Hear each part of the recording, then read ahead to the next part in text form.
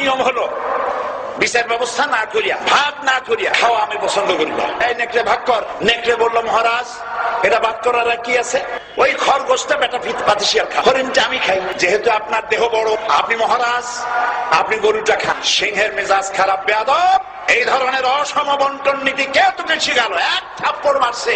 এবার সিংহ বলছে, এই শিয়াল ভাগ কর বেটা।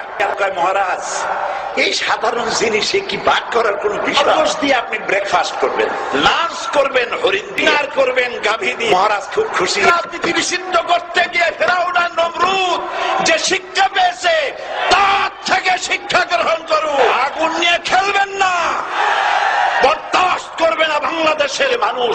মুসলমান তো দূরের কথা, হিন্দু, খ্রিস্টান, বৌদ্ধ সব ধর্মপ্রাণ ধর্মভিত্তিক রাজনীতি নিষিদ্ধ করার মতো আগুন নিয়ে খেলা বন্ধ করুন, বন্ধ করুন। জনগণ মানবে না, মানবে না।